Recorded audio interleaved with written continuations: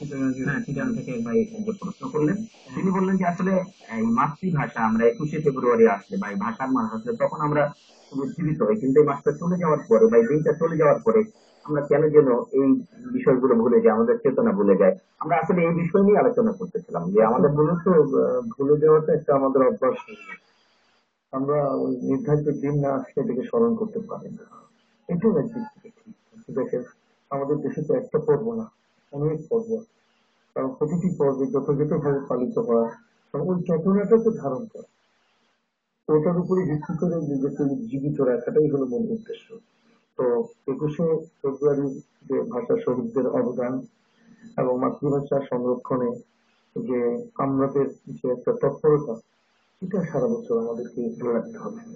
তার কারণ হচ্ছে, যে ভাষায় আমি প্রতি মুহূর্তে কথা বলছি, আমার সংস্কৃতির বাহন যে ভাষা, আমার অভিব্যক্তির বাহন যে ভাষাটা, যে ভাষায় কথা না বললে আমার তৃপ্তি নাই, আমার স্বাদ মিটে না, আমার মনে কথায় লুকিয়ে থাকা আমার গোপন কথাটি আমি যে ভাষা দিয়ে প্রকাশ করি, সেই ভাষাটির জন্য যারা শহীদ হয়ে গেলেন, তাদের শাহাদাতের মূল বিষয়টাকে, থিমটাকে মাথায় রেখে আমরা যদি সর্বত্র সবখানে যদি মাতৃভাষার প্রচলনের পাশাপাশি নিজেরা এই ভাষার প্রতি দরদী হয়ে আমরা লেখায় পড়ায় আমরা আমাদের সর্বক্ষেত্রে যদি এটাকে চালু করি, আইনের ভাষায় আসুক, বক্তৃতার ভাষায় আসুক, তারপরে লিখনের ভাষায় আসুক, সর্বক্ষেত্রে কিন্তু এই উজ্জীবিত হওয়ার বিষয় যে প্রস্তাব করেছেন, আমি এটাকে সাধুবাদ জানাচ্ছি। এবং এই ক্ষেত্রে আমাদের এই অনুষ্ঠানটা দেখে তিনি মান্যবর বিটিভির চেয়ারম্যান মহোদয় সহ গোটা পরিবারকে উনি ধন্যবাদ জানিয়েছেন। আমিও, আমরা তাকে ধন্যবাদ আমরা জানাই। আমরা দুজনে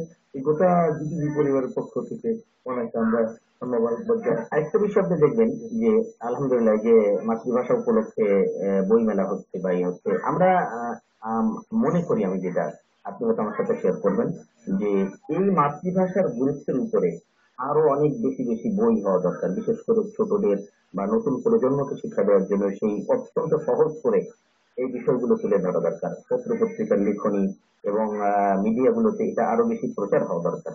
আমাদের দেখুন, বাংলা একাডেমি থেকে নিয়ে আপনার বাংলা ভাষা ইনস্টিটিউট থেকে নিয়ে এই ধরনের কিন্তু সরকারি কিছু পদক্ষেপ সবসময় থাকে, যেগুলোতে ভাষাটাকে সংরক্ষণ করার ব্যাপারে একদল সৈনিক কিন্তু কাজ করে যাচ্ছে। আচ্ছা, আমি আমি হচ্ছে কাজ করতেছে, এটাকে আরো বেশি প্রচার করা দরকার এবং সেটা আমরা সে ব্যাপারে আলোচনা করবো। একটা ভাই লাইনে আছেন, আমরা তার ফোনটা নিয়ে নিই। জি দর্শক, সালাম আলাইকুম। ওয়ালাইকুম আসসালাম। জি ভাই, কে বলছিলেন, কোথেকে বলছেন? জি, আমি ঢাকা লালবাগ নবাবগঞ্জ থেকে সালে আহমদ বলছি। জি ভাই বলুন। প্রথমে তো জি টিভির সকল কর্তৃপক্ষকে ধন্যবাদ জানাই প্রোগ্রাম করার জন্য। আপনাকে আমরা ধন্যবাদ জানাচ্ছি। জি, আমার প্রশ্ন হলো, শহীদের ব্যাপারে যে হজরত কথা বলবেন, এখন আমার প্রশ্ন যে দেশের জন্য আসার জন্য যে যারা মৃত্যুবরণ করতেন, শহীদের মতবাদ একমাত্র ইমানদার মুসলমানদের জন্য। এখন এই সময় যারা হিন্দু বা বেধর্মী মৃত্যুবরণ করেন, তাদের ব্যাপারে এটা কি সহ্য হবে? ধন্যবাদ আপনাকে। আসলে শহীদ শব্দটি একটি মহাপবিত্র শব্দ। এই শব্দটিকে কোনো অংশে এটার অবমাননা অথবা এই শহীদ শব্দটি কোনো কারণে চিত্ততাচ্ছিল্য হোক, এটা কিন্তু কেউ চায় না। এবং যত্রতত্র ব্যবহার না। যত্রতত্র ব্যবহার না হয়। কিন্তু কখনো যখন কোনো শব্দ ভাষার অন্তর্গত হয়ে যায়, একটি ভাষার যখন সেটি একটি শব্দে পরিণত হয়ে যায়, তখন সেটা ভিন্ন কথা। কিন্তু যদি কোনো একটি পবিত্র শব্দ কোনো পবিত্র স্থানে ব্যবহৃত হওয়ার কথা, সেটা যদি অন্য জায়গায় ব্যবহৃত হয়, তাহলে সেটা হবে দুঃখজনক। এখানে ইসলামে এই শহীদ শব্দটা ব্যবহার যে জায়গাটা, সেটা হলো এই, আল্লাহ বলছেন ওয়ালা তাকুলু লিমান ইউকতালু ফি সাবিলিল্লাহি আমওয়াত বাল আহইয়াউ ওয়ালাকিন লা তাশউরুন। শহীদ তাদেরকে বলা হয়েছে যারা আল্লাহর পথে জিহাদ করে নিজের জীবনকে উৎসর্গিত করেছেন। তাহলে আল্লাহর পথে তারাই জিহাদ করে, যারা ঈমানদার। তো এখানে ভাষার সংরক্ষণের ক্ষেত্রে যারা শাহাদত বরণ করেছেন, তাদের মধ্যে অবশ্যই যারা ঈমানদার, তাদেরকে আমাদের শহীদ বলতে কোনো বাধা নেই।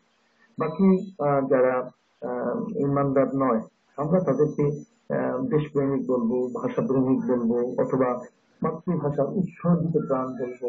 কিন্তু এই শব্দগুলো ব্যবহারের ক্ষেত্রে আমাদের আরো সচেতনতা অবলম্বন করতে হবে। যে আমরা মাতৃভাষার জন্য এতগুলো জীবন আমরা দিলাম, এবং এটাই আমার জানা নাই বিশ্ব ইতিহাসে মাতৃভাষার জন্য কেউ শাহাদাত বরণ করতে হয়েছে এরকম আমার হয়তো জানা নাই।